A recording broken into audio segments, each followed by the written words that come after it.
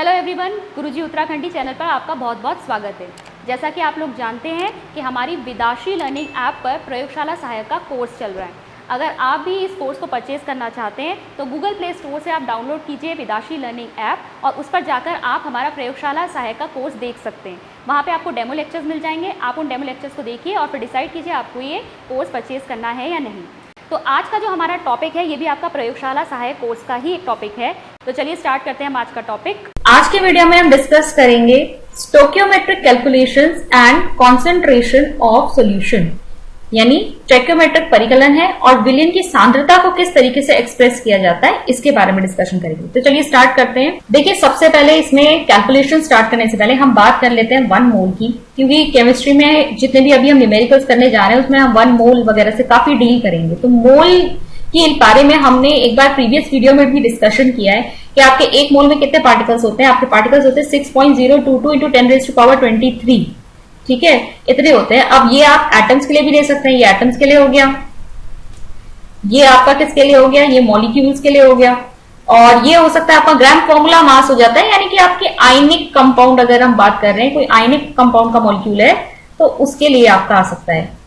ठीक है, पार्टिकल्स की अगर हम बात करेंगे तो पार्टिकल्स कोई भी हो, एटम्स हो, आयंस हो, या फिर आपका कोई भी आयनिक कंपाउंड का एक फॉर्मूला यूनिट हो, तो उसमें आपके पार्टिकल्स कितने आएंगे 6.022 × 10⁻23।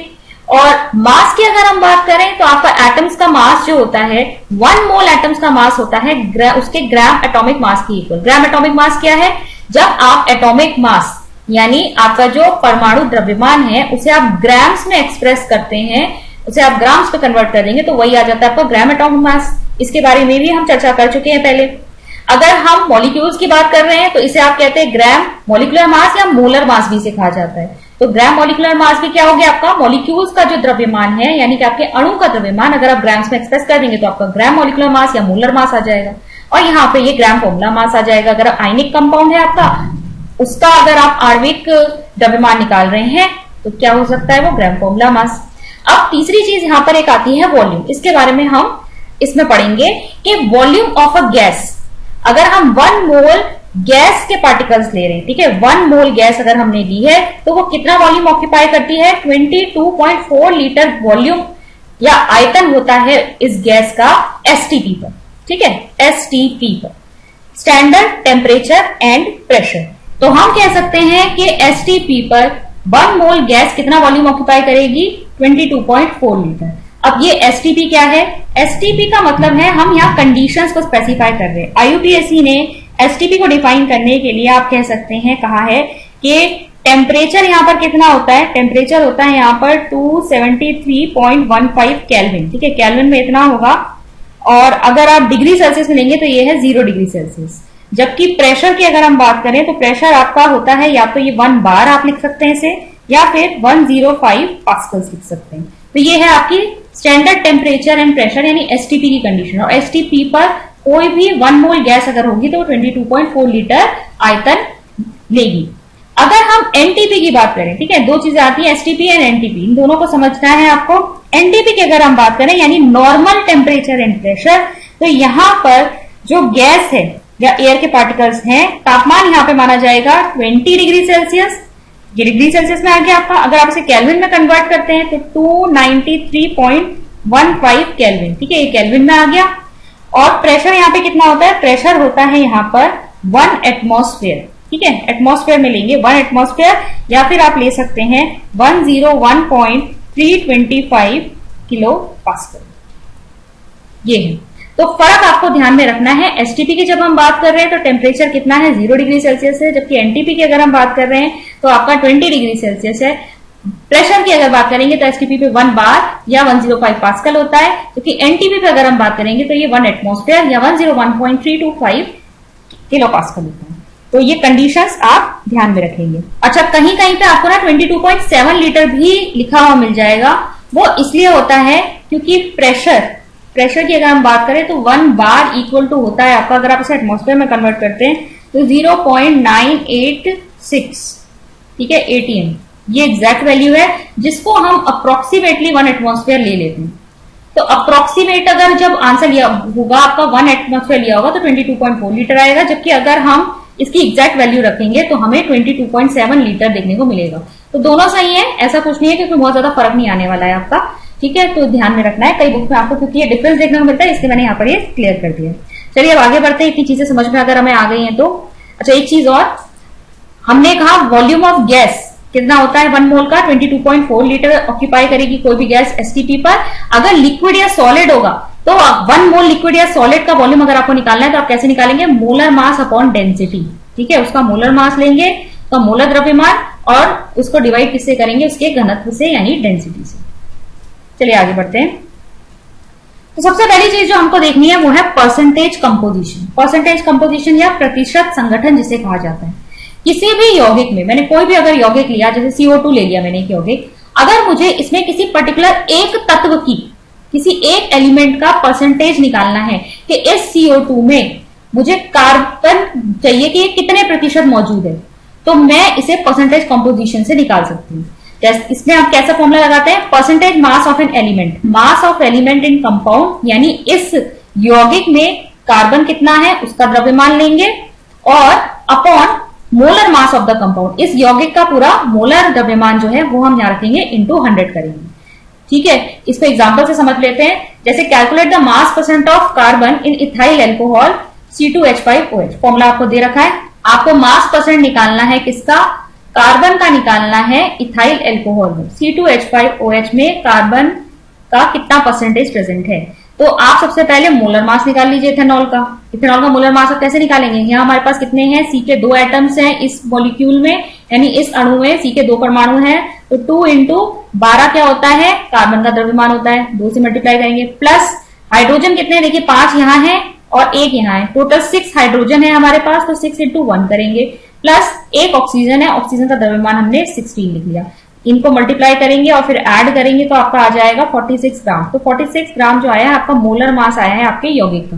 परसेंटेज ऑफ कार्बन निकालना है तो सबसे पहले हम क्या करेंगे, हम लिखेंगे इस यौगिक में कार्बन का सबसे पहले देखेंगे कितना द्रव्यमान उपस्थित है, तो यहाँ पर ये 12 इंटू 2 आएगा। ठीक है, 12 टू 24 क्योंकि 2 एटम्स है यहाँ पर, तो 1 का 12 होता है, तो 12 दूनी 24। ठीक है, तो ये 24 अपॉन 46 आएगा इंटू 100। ठीक है, तो ये आएगा आपका, अगर आप इसे सॉल्व करेंगे तो सॉल्व करके आपका आएगा 52 पॉइंट समथिंग इसका आपका आंसर निकल के आएगा। तो ये है आपका मास परसेंटेज। अब परसेंटेज कंपोजिशन के जो क्वेश्चन है ना, या तो हमने सिर्फ एक एलिमेंट को निकाला, इसके अलावा किस तरीके के आते हैं वो देखते हैं। देखिए, what is the simplest formula of the compound which has the following percentage composition. हमें सिंपलेस्ट फॉर्मूला बताना है। ठीक है, सिंपलेस्ट फॉर्मूला आपका होता है इंपेरिकल फॉर्मूला। ठीक है, इसे लिखते हैं इंपेरिकल फॉर्मूला, और इंपेरिकल फॉर्मूला को हिंदी में कहते हैं मूलानुपाती सूत्र। और एक होता है आपका मॉलिक्यूलर फॉर्मूला। ठीक है, मॉलिक्यूलर फॉर्मूला, मॉलिक्यूलर फॉर्मूला क्या होता है आपका, आणविक सूत्र, मतलब जो एग्जैक्ट उस यौगिक का फॉर्मूला है वो मॉलिक्यूलर फॉर्मूला कहलाता है। अगर हम उसको सिंपलेस्ट रेशो में कन्वर्ट कर देंगे तो वो इंपेरिकल फॉर्मूला कहलाता है। क्वेश्चन करेंगे तो और अच्छे समझ में आ जाएगा। सिंपलेस्ट फॉर्मूला बताना है कंपाउंड का जिसमें परसेंटेज कंपोजिशन हमको दे रखा है। ठीक है, परसेंटेज कंपोजिशन उसमें कितना उपस्थित है, कार्बन 80% है, हाइड्रोजन 20% है, मॉलिक्यूलर मास भी हमको दे रखा है। ठीक है, मॉलिक्यूलर मास दे रखा है हमको, यानी उस यौगिक का कितना द्रव्यमान है 30 है, ये हमको दिया है। हमें इसका मॉलिक्यूलर फॉर्मूला बताना है।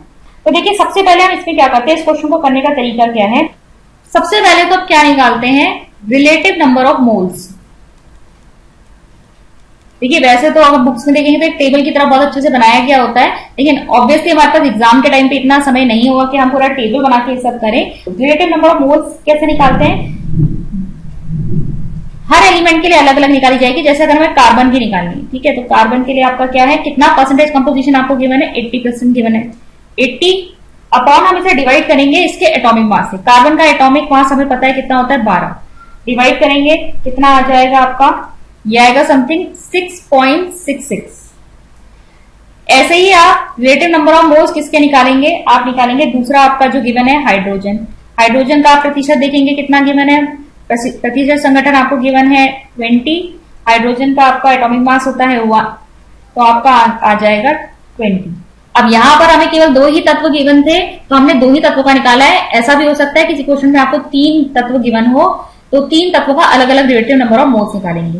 फिर ये रिलेटिव नंबर ऑफ मोल्स निकालने के बाद हम निकालते हैं एक सिंपल रेशो। ठीक है, सिंपल रेशो कैसे निकाली जाती है? सिंपल रेशो जो इसमें से कम होता है, मतलब हमारा एक रिलेटिव नंबर ऑफ मोल्स 20 निकले हैं, एक 6.66 निकला है, जो कम वैल्यू होती है उससे डिवाइड कर देते हैं बाकी के नंबर ऑफ मोल्स को। तो बाकी के नंबर ऑफ मोल्स को डिवाइड करेंगे, इसे भी करेंगे। तो ये जैसे कि हमने 6.66 को डिवाइड किया 6.66 से, तो इसके नंबर ऑफ मोल्स हमारे जो सिंपल रेशो में निकल के आया वो 1 आया। अगर हम यहाँ 20 को डिवाइड करेंगे 6.66 से, तो हमें अप्रोक्सीमेट आंसर यहाँ पर जो मिलेगा वो मिलेगा 3। ठीक है, 6 3 18, वो समथिंग ऐसे करके आएगा। 1 और 3 हमको रेशो यहाँ पर मिल रहा है। तो इंपेरिकल फॉर्मूला हमें क्या मिलेगा? हमें इंपेरिकल फॉर्मूला मिलेगा, कार्बन का तो 1 आ रहा है और हाइड्रोजन का कितना आ रहा है? 3। तो हमारा इंपेरिकल फॉर्मूला हो गया CH3। अब हमसे लेकिन पूछा क्या गया है? हमसे पूछा गया है मॉलिक्यूलर फॉर्मूला, मूल अनुपाती सूत्र नहीं पूछा गया, हमसे आणविक सूत्र पूछा गया। तो आणविक सूत्र निकालने के लिए हम क्या करेंगे? एक बार इसको रब कर लेते हैं। तो पहले तो हम मास द्रव्यमान निकालेंगे इंपेरिकल फॉर्मूला का। तो द्रव्यमान हमारा कितना हो जाएगा? CH3 का निकालना है हमको। ठीक है, इंपेरिकल फॉर्मूला हमारा CH3 आया है, तो इसका मास निकालेंगे। तो कार्बन का होता है 12 प्लस हाइड्रोजन हमारे पास 3 है, तो 3 into 1 कितना आ गया? 12। और मॉलिक्यूलर फॉर्मूला, मॉलिक्यूलर मास हमको कितना गिवन था? 30। बस अब क्या करना है? हमें डिवाइड कर देना है मॉलिक्यूलर मास को इंपेरिकल फॉर्मूला मास से। ठीक है, तो इंपेरिकल फॉर्मूला मास से हम इसको डिवाइड कर देंगे, यानी हमारा आया 30/15। यह आती है हमारी n की वैल्यू। n की वैल्यू हमारी आ रही है 2। ये जो n की वैल्यू आई है 2, इससे हम यहां पर जो हमें फॉर्मूला मिला है इसको मल्टीप्लाई कर देंगे, यानी हम यहाँ पे इसके एटम्स को इंक्रीज करेंगे। तो अगर 2 से मल्टीप्लाई करेंगे तो ये बन जाएगा C2H6। तो this is the molecular formula जो हमसे क्वेश्चन में पूछा गया। ठीक है, एक और बार देख लीजिए, हमें जब परसेंटेज कंपोजिशन गिवन होता है तो सबसे पहले हम निकालते हैं relative number of moles. Relative number of moles निकालने के लिए क्या करते हैं? जो भी एलिमेंट का परसेंटेज हमको गिवन है उसे डिवाइड कर देते हैं उसके एटॉमिक मास से। तो यहां हमने कार्बन का निकाला। ठीक है, परसेंटेज जो हमें 80% गिवन था उसे उसके मास से डिवाइड किया, हमें ये मिला। फिर हमने हाइड्रोजन के साथ भी ऐसे ही किया, हाइड्रोजन का जो हमें परसेंटेज गिवन था हमने उसके मास से डिवाइड किया, तो हमें 20 मिला। फिर इन दोनों में से जो भी छोटी वैल्यू होती है उससे हम सबको डिवाइड करेंगे। तो जैसे कि 6.66 क्योंकि 20 से छोटी है, तो हमने 6.66 को भी इसी से डिवाइड किया तो 1 मिला, 20 को भी इससे डिवाइड किया है, तो ऑलमोस्ट यहाँ पे हम एक होल नंबर वैल्यू निकालते हैं। ठीक है, हमेशा एक पूर्णांक संख्या निकालेंगे, तो ये आएगा 3। तो हमारा फॉर्मूला जो बना वो बना CH3। अब CH3 हमारा बना है इंपेरिकल फॉर्मूला, हमें चाहिए मॉलिक्यूलर फॉर्मूला। तो इसके लिए हम क्या करेंगे? पहले हम ये जो इंपेरिकल फॉर्मूला हमें मिला है इसका द्रव्यमान निकालेंगे, यानी इसका मास निकालेंगे। ये हमने निकाला यहाँ पर, ये आया 15। फिर हम मॉलिक्यूलर मास जो हमें क्वेश्चन में ऑलरेडी गिवन है उससे डिवाइड कर देंगे, तो हमें n की वैल्यू मिल जाएगी। इस n की वैल्यू से हमें इस फॉर्मूले को क्या कर देना है? मल्टीप्लाई। तो ये आ गया हमारा C2H6 आंसर। अब देखते हैं स्टोक्योमेट्रिक कैलकुलेशन। अब देखिए स्टोक्योमेट्रिक कैलकुलेशंस क्या होती हैं। मान लीजिए मेरे पास कोई रिएक्शन है A + B गिव्स C।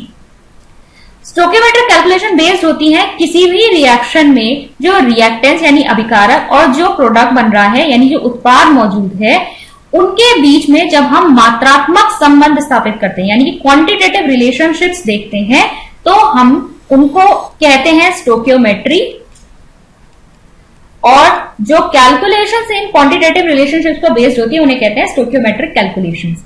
अब क्वांटिटेटिव रिलेशनशिप्स का मतलब हम किसी भी रिएक्शन से क्या क्या इंफॉर्मेशन निकाल सकते हैं कि कितना मास ऑफ A कितना मास ऑफ B के साथ रिएक्ट करके कितना मास C बना रहा है, या कितना वॉल्यूम ऑफ A कितने वॉल्यूम ऑफ B के साथ रिएक्ट करके कितना वॉल्यूम ऑफ C बना रहा है, या कितने मॉलिक्यूल्स A के कितने मॉलिक्यूल्स B के रिएक्ट कर रहे हैं तब हमें C मिल रहा है। तो ये सारी चीजें क्या हुई? क्वांटिटेटिव रिलेशनशिप्स हुए, मात्रात्मक संबंध हुए इन अभिकारकों और उत्पादों के बीच में। तो देखिए किसी भी रिएक्शन से हमें क्या क्या इंफॉर्मेशन मिल सकती है, पहले एक बार उसे देख लेते हैं। तो ये एक एग्जांपल मैंने लिया हुआ है, nitrogen plus hydrogen gives ammonia. तो यहाँ पर नाइट्रोजन हाइड्रोजन के साथ क्रिया करके क्या बना रहा है? अमोनिया बना रहा है। तो अब इस रिएक्शन से बैलेंस्ड है। देखिए एक चीज और ध्यान में रखनी है, स्टोक्योमेट्रिक कैलकुलेशंस आप जब भी करेंगे आपकी रिएक्शन बैलेंस्ड होनी जरूरी है, संतुलित होनी जरूरी है। तो क्या इंफॉर्मेशन हमें मिल रही है? सबसे पहले तो देखिए इस रिएक्शन से हमें ये पता चल रहा है कितने मोल्स रिएक्ट करके कितना मोल्स ऑफ प्रोडक्ट बना रहे हैं। यहाँ पर 1 मोल है, 1 मोल नाइट्रोजन 3 मोल हाइड्रोजन के साथ रिएक्ट करके 2 मोल अमोनिया बना रहा है। हम मॉलिक्यूल्स में अगर इसे कन्वर्ट करने की कोशिश करें तो आपको पता है मोल्स को अगर मॉलिक्यूल में कन्वर्ट करना होता है तो हम उसे एवोगैड्रो नंबर यानी कि 6.022 into 10 की पावर 23 से मल्टीप्लाई कर देते हैं। तो इतने मॉलिक्यूल हाइड्रोजन के साथ रिएक्ट करके इतने मॉलिक्यूल अमोनिया बना रहे हैं। मास में अगर हम देखेंगे, ठीक है, द्रव्यमान के हिसाब से अगर हम देखें, एक नाइट्रोजन कितना होता है 14, 2 है यहाँ पर N2 है तो 28, तो 28 ग्राम नाइट्रोजन 6 ग्राम हाइड्रोजन के साथ मिलके 34 ग्राम अमोनिया बना रही है। वॉल्यूम के केस में देखिए क्योंकि ये सभी गैसेज है, नाइट्रोजन भी गैस है, हाइड्रोजन भी गैस है और अमोनिया भी गैस है। तो इसका कहना है कि 22.4 litre of N2 at STP, ठीक है, 22.4 litre of N2 at STP कितने लीटर ऑफ हाइड्रोजन के साथ 3 into 22.4 litre of hydrogen at STP के साथ रिएक्ट करके हमें 2 into 22.4 litre of NH3 at STP दे रही है। ठीक है, तो हम यहां से वॉल्यूम का रिलेशनशिप भी निकाल सकते हैं, मास का रिलेशनशिप भी निकाल सकते हैं, मॉलिक्यूल्स का भी निकाल सकते हैं, मोल्स का भी निकाल सकते हैं। तो ये सारी इंफॉर्मेशन हमें कहां से मिल रही है? रिएक्शन से मिल रही है। अब कभी कभी जो हमारी कैलकुलेशंस होती हैं वो ऐसी भी हो सकती है कि कितना मास रिएक्ट कर रहा है कितने दूसरे अभिकारक के साथ और हमें कितना मास यहाँ पर प्रोडक्ट का मिल रहा है, या कभी कभी ऐसा भी हो जाता है कि दो अलग अलग क्वांटिटीज को कनेक्ट कर दिया जाता है कि कितना मास हम नाइट्रोजन का लिए तो हमें कितना वॉल्यूम अमोनिया मिलेगा। तो हम क्वेश्चंस करते हैं, उससे और भी ज्यादा क्लियर हो जाएगा। पहला क्वेश्चन है, how many grams of oxygen are required to completely react with 0.200 gram of hydrogen to yield water. तो हमसे पूछा गया है कि कितनी ऑक्सीजन रिक्वायर्ड है, कितनी ऑक्सीजन की जरूरत पड़ेगी, कितने ग्राम ऑफ ऑक्सीजन। ठीक है, तो हमसे द्रव्यमान पूछा है, कितने ग्राम ऑक्सीजन की आवश्यकता पड़ेगी पूरी तरह से अभिक्रिया करने के लिए, किसके साथ? 0.2 ग्राम ऑफ हाइड्रोजन के साथ। यहां भी मास दिया है, कितना वाटर चाहिए टू यील्ड वाटर। तो अब सबसे पहले क्या करेंगे, हम इसके रिएक्शन लिख लेते हैं कि वाटर बनने की जो रिएक्शन है वो कैसी है। तो hydrogen plus oxygen gives water, reaction को हमने कर लिया बैलेंस। इस रिएक्शन से इंफॉर्मेशन अब हमको क्या मिल रही है कि 4 ग्राम जो है हमें हाइड्रोजन, ठीक है, हाइड्रोजन का कितना होता है 1 ग्राम होता है, यहां पर अगर आप इसको मल्टीप्लाई करेंगे तो 4 हाइड्रोजन के एटम्स है, यानी टोटल 4 ग्राम। ऑक्सीजन देखिए 1 का 16 होता है तो 2 का क्या हो जाएगा 32। तो 4 ग्राम हाइड्रोजन 32 ग्राम ऑक्सीजन के साथ रिएक्ट करके 36 ग्राम वाटर बना रहे हैं। तो हमसे पूछा गया है 0.200 ग्राम्स ऑफ हाइड्रोजन के साथ कितनी ऑक्सीजन रिएक्ट करेगी। ठीक है, तो हाइड्रोजन और ऑक्सीजन के बीच में रिलेशनशिप बनाना है। तो हम देख रहे हैं कि 4 ग्राम हाइड्रोजन रिएक्ट कर रही है 32 ग्राम ऑक्सीजन के साथ। तो 0.2 ग्राम ऑफ हाइड्रोजन जो है वो कितनी ऑक्सीजन के साथ रिएक्ट करेगी। यहां हम लगाते हैं आपका यूनिटरी मेथड। ये आपने शायद अपने छोटी क्लासेस में पढ़ा होगा मैथ्स में, यूनिटरी मेथड, इकाई विधि जो हम लगाते हैं ना, कि अगर 4 ग्राम जो है 32 ग्राम के साथ रिएक्ट कर रही है तो आपकी 1 ग्राम कितने के साथ करेगी 32/4। तो फिर 0.2 ग्राम कितने के साथ करेगी तो 32/4 इंटू 0.2। ठीक है, सिंपल है, ऐसा कुछ नहीं, जब आप करते रहेंगे तो आपको एकदम से दिमाग में बैठ भी जाता है। तो 32/4 इंटू 0.2 सॉल्व करेंगे इसको आप, ठीक है, तो आपका आ जाएगा 1.6 ग्राम। अब यहां पर तो मास और मास रिलेट कर रहे थे। नेक्स्ट क्वेश्चन देखते हैं। क्वेश्चन पूछा गया है हमसे, what volume of oxygen at STP can be produced by 6125 gram of potassium chloride according to the reaction. यहां पर हमको रिएक्शन भी गिवन है। ठीक है, तो अच्छी बात है, क्वेश्चन में हमको रिएक्शन भी दे रखी है बैलेंस करके। तो पूछ ये रहे हैं कितना आयतन हमें ऑक्सीजन का मिलेगा STP पर अगर 6.125 ग्राम ऑफ पोटेशियम क्लोराइड की रिएक्शन हो रही है। ठीक है, तो यहां हम देख रहे हैं पोटेशियम क्लोराइड है ये, और इससे हमें क्या मिल रहा है KCl और ऑक्सीजन। तो हमसे देखिए यहां हमें मास गिवन है इसका और पूछा हमसे वॉल्यूम है ऑक्सीजन का कि कितनी वॉल्यूम ऑफ ऑक्सीजन हमें मिलेगी। पहले हम देख लेते हैं कि हमें इंफॉर्मेशन क्या मिल रही है रिएक्शन से। रिएक्शन से KClO3 का अगर आप करेंगे तो KClO3 का आपको मोलर मास निकालना पड़ेगा। ठीक है, पोटेशियम का, क्लोरीन का और ऑक्सीजन का सबका द्रव्यमान आपको पता होना चाहिए, तब आप इसका जो मोलर मास है वो निकाल पाएंगे। तो मोलर मास यहाँ आपका निकाल के आएगा 122.5, और यहाँ पर क्योंकि 2 लगा हुआ है 2 मोल्स हो रहे हैं तो 2 से मल्टीप्लाई करेंगे इसे। तो इतना ग्राम पोटेशियम क्लोराइड जब डिकम्पोज हो रहा है तो हमें कितना मिल रहा है, कितना लीटर ऑफ ऑक्सीजन मिल रही है 22.4 लीटर। 22.4 लीटर ही इसीलिए लिया है क्योंकि STP की बात हो रही है। ठीक है, स्टैंडर्ड टेम्परेचर प्रेशर की बात हो रही है, और ऑक्सीजन एक गैस है, तो एक कोई भी गैस जो है उसका 1 मोल STP पर कितना होता है, हमेशा 22.4 लीटर होता है। यहाँ 3 मोल्स है तो 3 से हम इसे मल्टीप्लाई कर देंगे।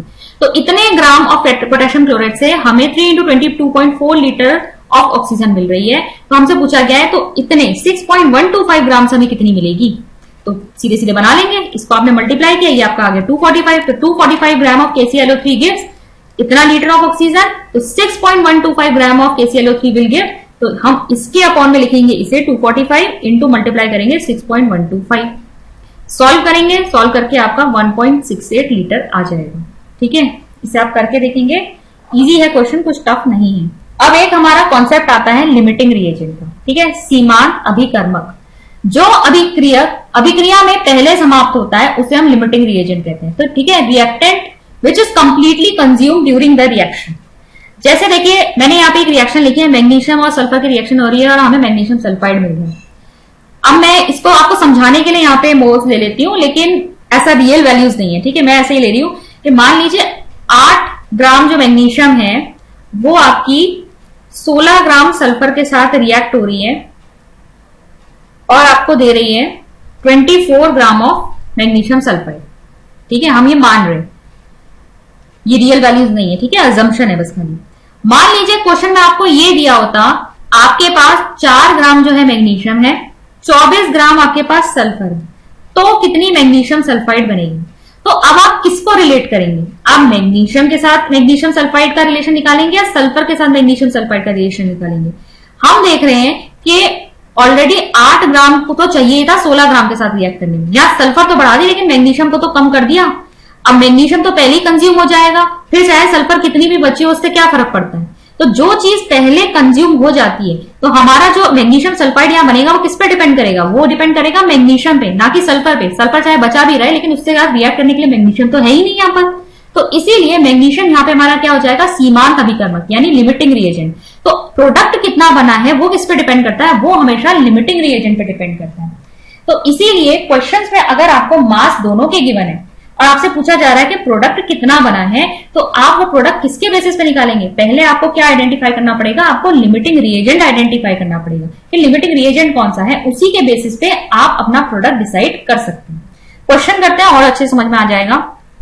क्वेश्चन दे रखा है कि डाई नाइट्रोजन और डाई हाइड्रोजन, डाई नाइट्रोजन क्या हुई N2 और डाई हाइड्रोजन क्या हुई आपकी H2, रिएक्ट कर रहे हैं with each other to produce ammonia, बना क्या रहे हैं, अमोनिया बना रहे हैं एक दूसरे के साथ क्रिया करके, according to the following reaction. बहुत अच्छी बात है, आपको क्वेश्चन में रिएक्शन दे रखी है, ये नाइट्रोजन दे रखा है, हाइड्रोजन दे रखा है, अमोनिया बन रहा है।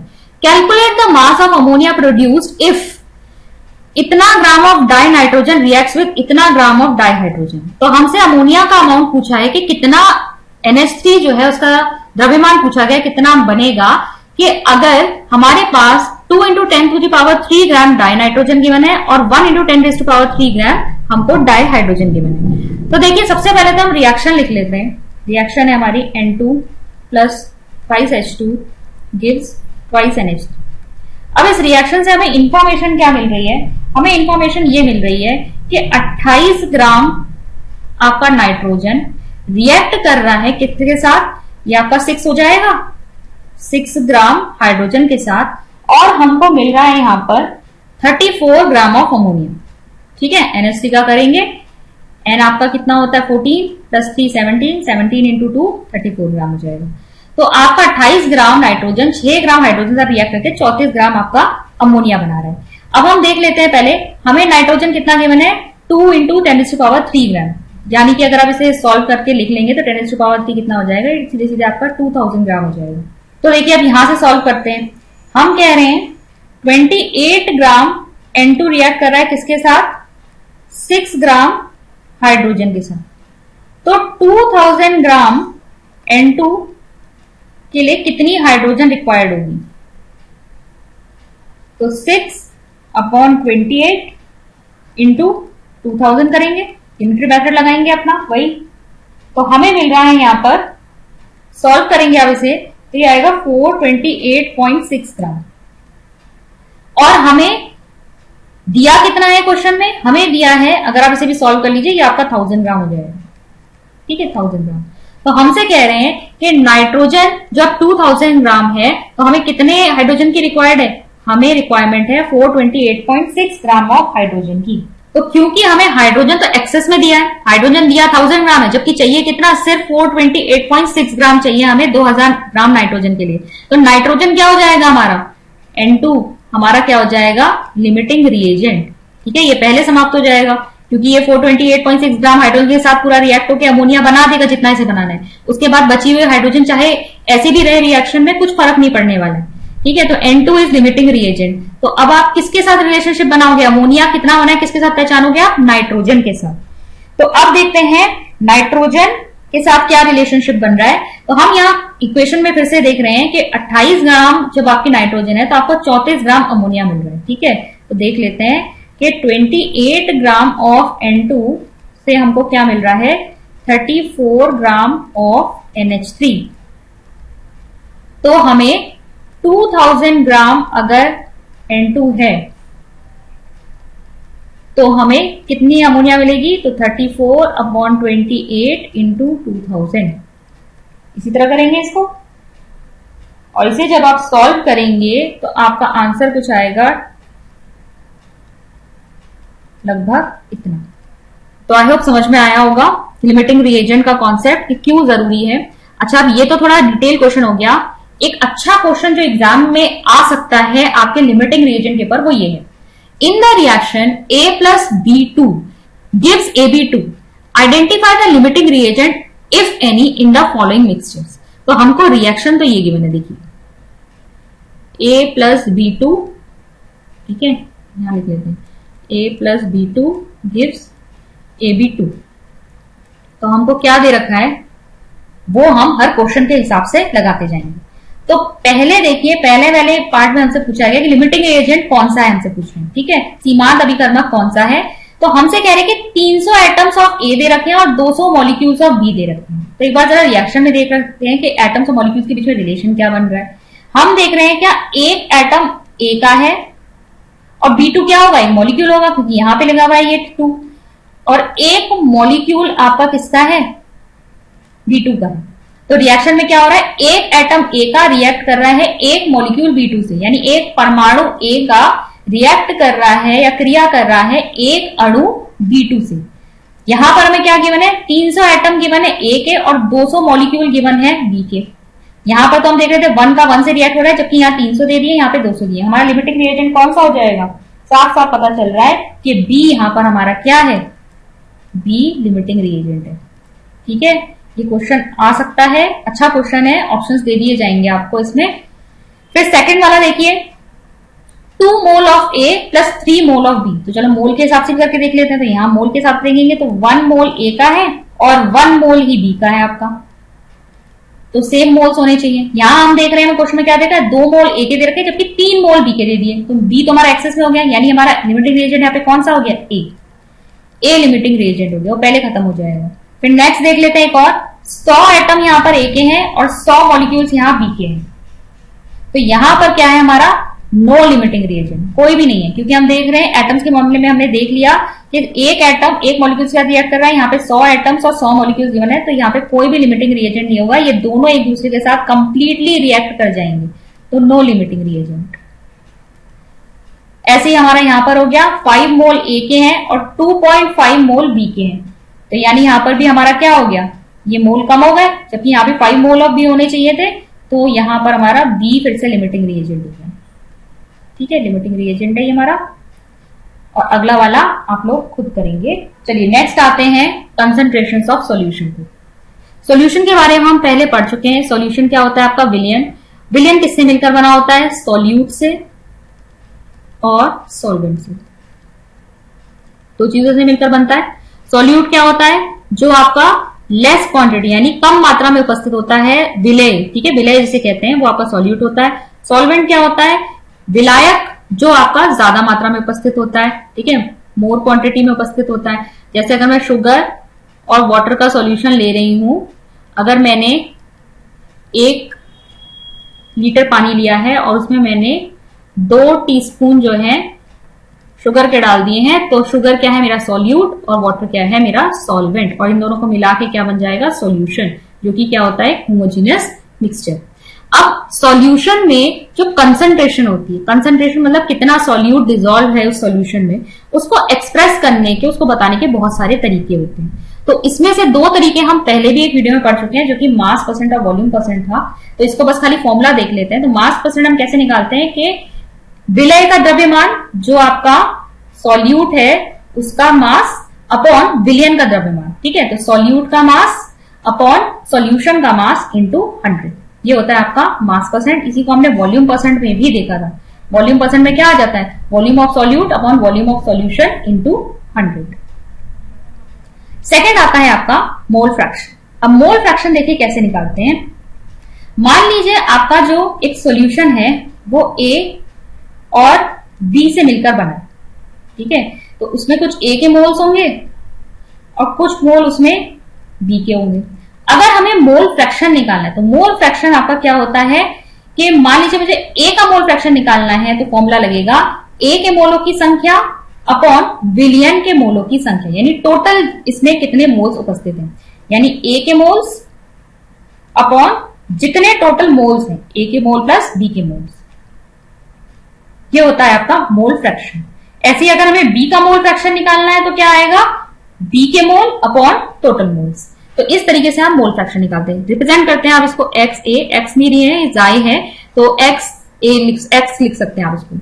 तो अगर मुझे A की मोल फ्रैक्शन निकालना है तो आप कैसे लिखेंगे, number of moles of A, N से रिप्रेजेंट करते हैं नंबर ऑफ मोल्स को, Na upon Na plus Nb, ठीक है। अगर यहाँ पे 2 है मैंने लिए तो इसलिए Na प्लस Nb। अगर मान लीजिए यहाँ C भी होता तो नीचे यहाँ पर NC भी आ जाता, ठीक है।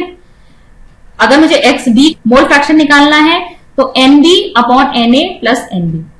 और एक चीज जो आपको ध्यान में रखनी है वो ये कि जो मोल फ्रैक्शंस होते हैं उन सबका टोटल सम जो है वो होता है 1, यानी XA plus XB equal to 1। अगर खोल के लिखूंगी तो Na upon Na plus Nb plus Nb upon Na plus Nb equal to 1, ये हमेशा 1 आएगा आपका। अगर यहाँ पे आपका XA XB XC भी होता तो हम तीनों को अगर प्लस करते तो हमारा 1 आता। हमेशा मोल फ्रैक्शंस का जो सम है वो इक्वल टू 1 आएगा। नेक्स्ट देखिए मोलैरिटी। मोलैरिटी कैसे निकाली जाती है, मोलैरिटी होती है number of moles of solute present in 1 litre of solution. देखिए चीजों पे ध्यान रखना है, डेफिनेशन बहुत क्लियर होनी चाहिए दिमाग में कि हम यहाँ सॉल्यूट के मोल्स की बात कर रहे हैं, किसमें, 1 लीटर सॉल्यूशन में, किसे, विलय की 1 लीटर विलयन में उपस्थित मोलों की संख्या। मोलैरिटी या मोलरता को रिप्रेजेंट करते हैं कैपिटल M से। यहां लिखेंगे number of moles of solute, ये सॉल्यूट के नंबर ऑफ मोल्स हैं, ठीक है, N upon volume of solution in litres. ये भी ध्यान में रखना है यूनिट क्या होनी चाहिए, आपका लीटर में आएगा सॉल्यूशन। अगर नंबर ऑफ मोल्स नहीं पता है तो नंबर ऑफ मोल्स के लिए हमें पता है क्या फॉर्मूला होता है, given mass upon molar mass, ठीक है। गिवन मास को W से लिख लेते हैं, मोलर मास को हम M से लिख रहे हैं, कैपिटल M से। तो given mass upon molar mass लिख लेते हैं, A इसलिए लिखा है ये सॉल्यूट को रिप्रेजेंट कर रहा है, तो WA upon MA into VL। L है आपका कि वॉल्यूम किसमें है, लीटर में। अगर मान लीजिए आपका वॉल्यूम मिलीलीटर में होता तो आप क्या करते, इसको 1000 से डिवाइड करते, तो ये सीधे यहां चला जाएगा, तो आपका आ जाएगा WA upon MA into 1000 upon VML, ठीक है। ML में है, मिलीलीटर में। यूनिट की अगर हम बात करें तो यूनिट क्या होगी इसकी, मोल पर लीटर। मोलैरिटी को कैसे एक्सप्रेस करते हैं, मोल पर लीटर या फिर मोल पर डेसीमीटर क्यूब। कई जगह आपको मोल लीटर इनवर्स भी लिखा हो जाएगा, इसका भी मतलब यही होता है। नेक्स्ट है आपकी मोलैलिटी, ठीक है। मोलैलिटी, मोललता, 1 केजी विलायक में उपस्थित विलय के मोलों की संख्या। तो यहां पर देखिए आप क्या हम बात कर रहे हैं, मोलों की संख्या यहां पे आ रही है। अब यहां पर भी हम यहां पर स्टार्टिंग में ऊपर जो रखेंगे न्यूमरेटर में वो आपके विलय के मोलों की संख्या ही होगी, लेकिन अपॉन में क्या आएगा, वेट ऑफ सॉल्वेंट, ठीक है। द्रव्यमान की बात हो रही है। दूसरी विलायक, ठीक है, यहां हम सॉल्यूशन नहीं लेंगे, सॉल्वेंट लेंगे, सॉल्वेंट का मास। तो हमारा फॉर्मूला क्या बन जाएगा, मोलैलिटी को स्मॉल m से रिप्रेजेंट करते हैं, तो यहां पे फिर से वही नंबर ऑफ मोल्स आ जाएंगे, नंबर ऑफ मोल्स सॉल्यूट के upon weight of solvent KG. और अगर नंबर ऑफ मोल्स को आपको कन्वर्ट करना है मास के हिसाब से अगर आपको देना है तो आपका क्या आ जाएगा, गिवन मास, यानी जो मास आपको गिवन है क्वेश्चन में, अपॉन मोलर मास, उसका जो मोलर मास होगा वो लिखेंगे। वेट ऑफ सॉल्वेंट अगर आपको ग्राम्स में गिवन है, मतलब अगर यहाँ आपको ये ग्राम्स में गिवन होता तो आप इसको 1000 से डिवाइड करते तो ये ऊपर चला जाता सीधे, तो ये 1000 में आ जाएगा। यूनिट की अगर हम बात करें तो क्या आएगा, मोल पर केजी। अच्छा, मोलैलिटी और मोलैरिटी में से मोलैलिटी जो होती है आपकी, ये टेम्परेचर पर डिपेंड नहीं करती, क्योंकि यहाँ हम मास की बात कर रहे हैं, जबकि मोलैरिटी क्या होती है, वो वॉल्यूम हम लेते हैं वहां पर।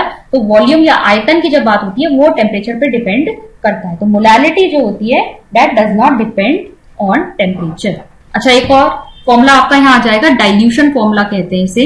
जब आप तनु बनाते हैं किसी भी सॉल्यूशन को, यानी अगर मान लीजिए मेरे पास यहाँ पर 10 ml वाटर सॉल्यूशन है, इस पे मेरे पास कोई सॉल्यूट पड़ा हुआ है, ठीक है, शुगर मान लीजिए, शुगर या सॉल्ट कुछ भी पड़ा हुआ है। अगर मैंने इसमें 10 ml और डाल दिया, ठीक है, 10 ml और डाल दिया मैंने इसमें, तो क्या इसमें जो सॉल्यूट के मोल्स हैं वो चेंज होंगे? बिल्कुल नहीं होंगे, क्योंकि मैंने यहाँ पर सिर्फ सॉल्वेंट यानी कि जो विलायक है उसे बढ़ाया है। तो सॉल्यूशन में जो मोलों की संख्या है वो डाइल्यूशन से पहले या डाइल्यूशन के बाद सेम रहती है। और सॉल्यूशन में मोलों की संख्या हम कैसे निकाल सकते हैं? M1V1 equal to M2V2। M1 क्या है आपका? मोलैरिटी, मतलब मोलैरिटी कितनी थी किसी भी विलयन की बिफोर डाइल्यूशन, तनु बनाने से पहले, और पहले उसका वॉल्यूम कितना था, फिर मोलैरिटी उसकी बाद में क्या हुई, और तनु बनाने के बाद उसका वॉल्यूम, जब हमने और ज्यादा सॉल्वेंट ऐड कर दिया तो उसका वॉल्यूम कितना हो गया। तो M1V1 इक्वल टू M2V2 ये फॉर्मूला लगता है। मान लीजिए आपको 3 चीजें दी हैं तो आपसे चौथी चीज पूछी गई होगी। मान लीजिए हमें पहले मोलैरिटी गिवन है, वॉल्यूम गिवन है, और हमें दूसरा वॉल्यूम भी गिवन है, लेकिन हमसे दूसरी बार में मोलैरिटी पूछी गई है कितनी होगी, तो वो हम निकाल सकते हैं। ठीक है, तो नंबर ऑफ मोल्स की संख्या कभी चेंज नहीं होती। और ये कहां से आया आपका? मोलैरिटी का फॉर्मूला क्या था? Number of moles of solute upon volume of solution. तो ये आपका यहां चला जाता है। तो नंबर ऑफ मोल्स क्या होते हैं आपके? M into V। अच्छा, अगर हमने दो हमारे पास मिक्सचर्स हैं, ठीक है, और सब्सटेंस एक ही है, यहां पर एक मिक्सचर है और ये दूसरा मिक्सचर है मेरे पास, एक ही सब्सटेंस का, एक ही सब्सटेंस का, एक ही तरह के पदार्थ का मेरे पास दो मिक्सचर है, एक A है एक B है। इसकी मोलैरिटी M1 है, इसकी मोलैरिटी M2 है, इसका वॉल्यूम V1 है, इसका वॉल्यूम V2 है। अगर मैंने इन दोनों को मिक्स कर दिया, ठीक है, इन दोनों को मैंने क्या किया? इन दोनों को मैंने मिक्स कर दिया, तो अब क्या होगा? जो नया सॉल्यूशन बना है उसकी मोलैरिटी कितनी होगी? तो उसके लिए हम ये फॉर्मूला अप्लाई कर सकते हैं। ठीक है, क्या आएगा? M V1V2, क्योंकि इन दोनों का वॉल्यूम जो है ऐड हो जाएगा, equal to M1V1 plus M2V2। ये फॉर्मूला हो जाएगा। अब इसके ऊपर बेस कुछ क्वेश्चंस करके देखते हैं।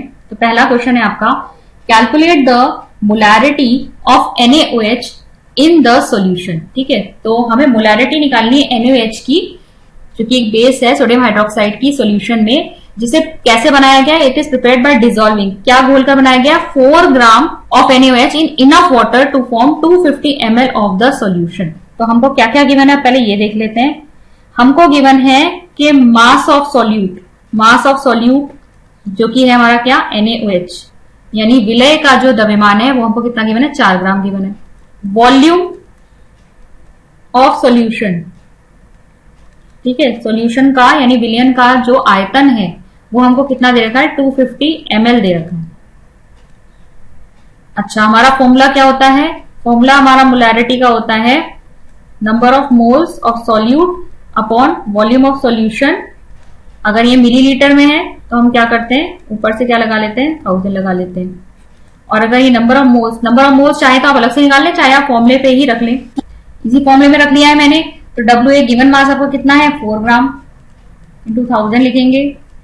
मोलर मास कितना होता है NaOH का वो आप निकाल लीजिए। ठीक है, इनके ये रिस्पेक्टिव मासेस आपको पता होने चाहिए कितने हैं, 23, 16, 1। ठीक है, तो आपका ये टोटल आ जाएगा 40 और इंटू वॉल्यूम ऑफ सोल्यूशन को गिवन है 250। बस इसको क्या करना है? सॉल्व करना है आपने। ये आ जाएगा आपका 0.4।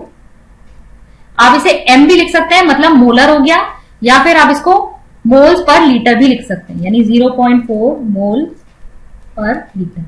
इस तरीके से आ सकता है आपका। सिंपल क्वेश्चन था। नेक्स्ट देखते हैं। The density of 3 molar solution of NaCl is 1.25 ग्राम पर millilitre. Calculate the molarity of the solution. देखिए, ये क्वेश्चन थोड़ा सा अलग सा है। यहां हमको क्या गिवन है? 3 मोलर मोलैरिटी गिवन है सोल्यूशन की। NaCl सॉल्यूट हमको पता चल रहा है। डेंसिटी हमको दे रखी है 1.25 ग्राम पर मिलीलीटर।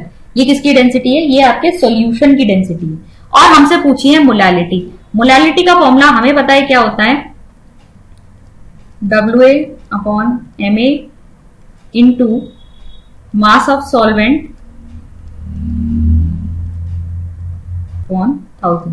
ठीक है, अगर मास ऑफ सॉल्वेंट आपका ग्राम में। तो अब देखिए हम कैसे निकालेंगे। हम मास कहां से निकालेंगे? ये जो मोलैरिटी हमको गिवन है ना, यहीं से हमारा मास निकलेगा। हमको गिवन है 3 मोलर सॉल्यूशन। 3 मोलर सॉल्यूशन का मतलब क्या है? मोलर मोलारिटी का मतलब क्या होता है? 3 मोल्स पर लीटर, यानी 1 लीटर सोल्यूशन में हमारे 3 मोल डिसॉल्व हैं किसके? NaCl के। क्लियर हुआ ये 3 मोलर सोल्यूशन का मतलब है कि 1 लीटर सोल्यूशन में 3 मोल उपस्थित हैं NaCl के। अगर हमें मास निकालना है तो मास निकालने के लिए हम क्या करेंगे? जो मोल हमारे 3 मोल्स हैं उनको NaCl के मोलर मास से मल्टीप्लाई कर देंगे। NaCl का मोलर मास आपका आएगा 58.5, ठीक है। Na का होता है 23, Cl का होता है 35.5, ऐड करेंगे 58.5 आएगा। इसे मल्टीप्लाई करके इसका मास निकालेंगे तो ये आपका आ जाएगा 175.5 ग्राम। तो ये तो आ गया हमारा कि जो 1 लीटर सोल्यूशन है उसमें आपका 175.5 ग्राम सॉल्यूट उपस्थित है, ठीक है। तो मास ऑफ सॉल्यूट हमारा आ गया, मास ऑफ सॉल्यूट। लेकिन हमें क्वेश्चन में क्या चाहिए? हमें चाहिए मास ऑफ सॉल्वेंट भी। तो मास ऑफ सॉल्वेंट निकालने के लिए हम क्या करेंगे? मास इज इक्वल टू क्या होता है? वॉल्यूम इंटू डेंसिटी होता है हमारा formula. Mass is equal to volume into density. Volume हमको कितना है? हम 1 लीटर लेके चल रहे हैं तो इसे 1000 लेंगे और 1.25 ग्राम पर मिलीलीटर में गिवन है ना, इसीलिए हमने इसको वॉल्यूम को भी 1000 मिलीलीटर लिख लिया, ठीक है। क्योंकि हम 1 लीटर लेके चल रहे थे, 1000 से मल्टीप्लाई करेंगे ये मिलीमीटर में आ जाएगा और 1.25 ग्राम पर मिलीलीटर हमें डेंसिटी गिवन है। मल्टीप्लाई कर दो, ये आ गया आपका 1250 ग्राम। ये आपका सॉल्यूशन का मास आ गया। किसका मास आया है? Mass of solution. हमें क्या चाहिए? Mass of solvent. तो मास ऑफ सॉल्वेंट कहां से आ जाएगा? इजी हो गया। अब तो सॉल्यूशन का मास पता चल गया, सॉल्यूट का मास पता चल गया, तो सॉल्वेंट का निकाल लो। सॉल्यूशन माइनस सॉल्यूट कर दो, कितना आ जाएगा? ये आएगा 1074.5 ग्राम। ये आ गया आपका। अब निकाल लेते हैं मोलालिटी। मोलालिटी कैसे आ जाएगी आपकी?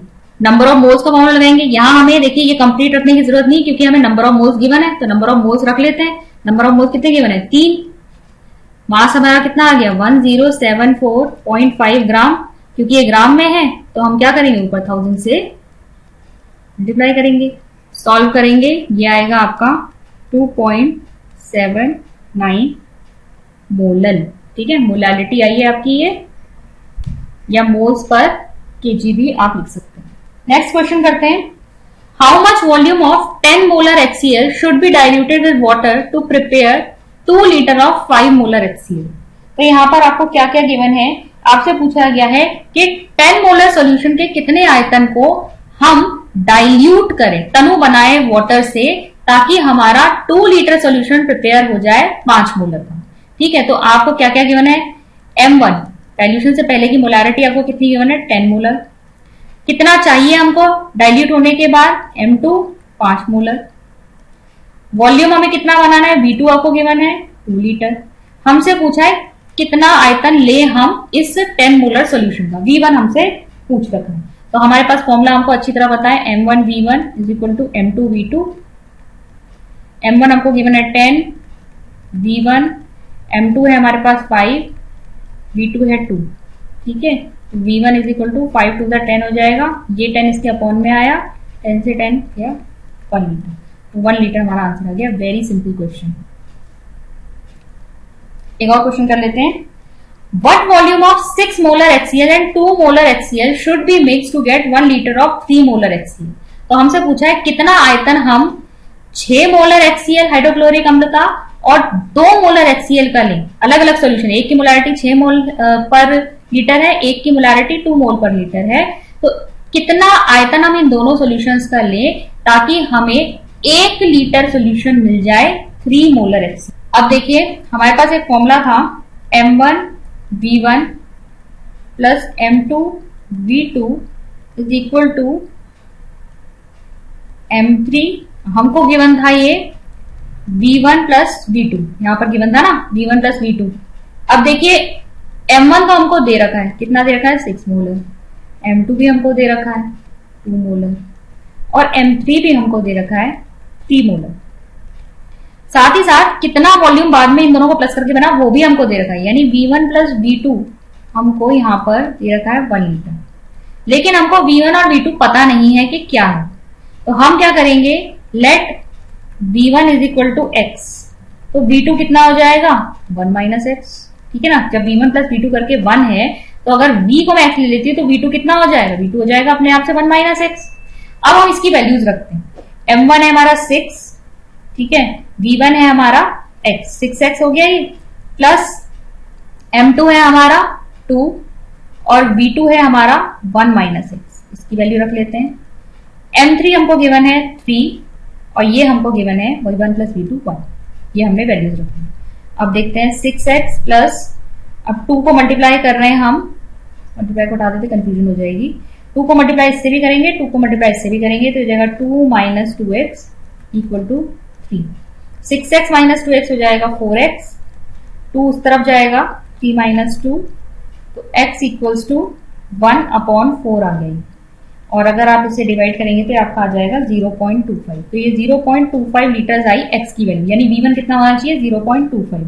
V2 की वैल्यू निकाल लो, V2 इज इक्वल टू कितना है 1 माइनस 0.25, कितना हो जाएगा 0.75 लीटर। यहाँ से हमारा V2 भी आ गया, यहाँ से हमारे पास V1 भी आ गया।